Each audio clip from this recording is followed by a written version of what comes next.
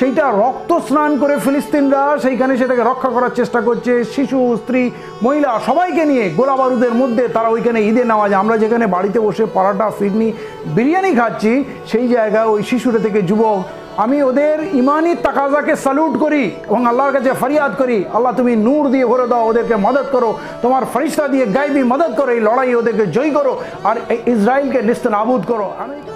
এটা মানবিকতার ইতিহাসে সবথেকে কলঙ্কময় দিন।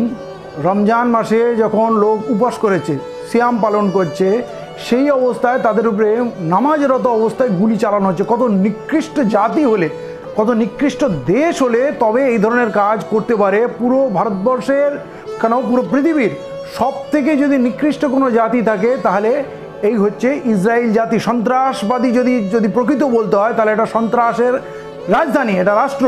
আর তারা আজকে এই ফিলিস্তিন রাষ্ট্রটাকে পুরো দখল করেছে, একটু একটু করে যাদেরকে আশ্রয় দিয়েছিল ফিলিস্তিনরা, পুরো রাষ্ট্রকে দখল করেছে। এখন তারা বাইতুল মুকাদ্দাসকেও দখল করতে যাচ্ছে। বাইতুল মুকাদ্দাস মুসলমানদের সব থেকে পবিত্র জায়গা এবং প্রথম কিবলা, যেখানে নবী করিম সাল্লাল্লাহু আলাইহি ওয়াসাল্লাম যেখান থেকে মিরাজে গেছিলেন, যেখানে বহু নবী ওখানে ইমামত করেছেন, যেটা তৈরি করতে জিনরা পর্যন্ত পাহাড় থেকে তারা পাথর এনে ওখানে যোগান দিয়েছিল। এরকম একটা ঐতিহাসিক জায়গা, সেইটা রক্ত স্নান করে ফিলিস্তিনরা সেইখানে সেটাকে রক্ষা করার চেষ্টা করছে। শিশু, স্ত্রী, মহিলা সবাইকে নিয়ে গোলা বারুদের মধ্যে তারা ওইখানে ঈদে নামাজ, আমরা যেখানে বাড়িতে বসে পরাটা, ফিরনি, বিরিয়ানি খাচ্ছি, সেই জায়গায় ওই শিশুরা থেকে যুবক, আমি ওদের ইমানি তাকাজাকে স্যালুট করি এবং আল্লাহর কাছে ফরিয়াদ করি, আল্লাহ তুমি নূর দিয়ে ভরে দাও, ওদেরকে মদত করো, তোমার ফরিস্তা দিয়ে গায়বী মদত করো, এই লড়াই ওদেরকে জয় করো আর ইসরায়েলকে নিস্তেনাবুদ করো। আমেরিকা তথা পশ্চিমী দুনিয়া ইসরায়েলের পাশে দাঁড়াচ্ছে।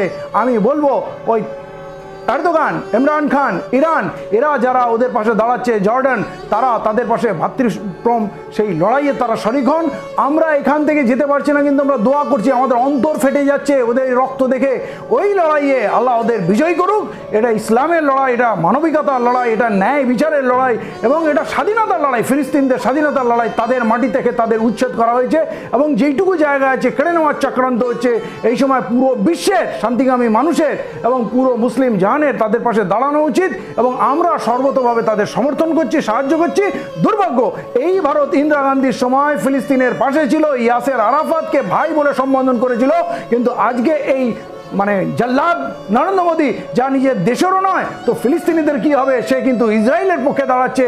আর কিছু বেঈমান ভারতবাসী যারা আরবের অক্সিজেন নেয়, পাকিস্তানের ওষুধ নেয়, আর যারা ইসরায়েলের মতো সন্ত্রাসী রাষ্ট্রের সমর্থন করে, তাহলে এরা নিপাত যাক এবং ওই ফিলিস্তিনরা জয়ী হোক এবং ওই শিশু, ওই যারা এতে শহীদ হচ্ছে, তাদের আল্লাহ জান্নাত নসিব করুক, তাদের কামিয়াব করুক এবং এই পৃথিবীর বুকে ইসরায়েল যেন ধ্বংস হয়, এটাই চাইব আজকের দিনে।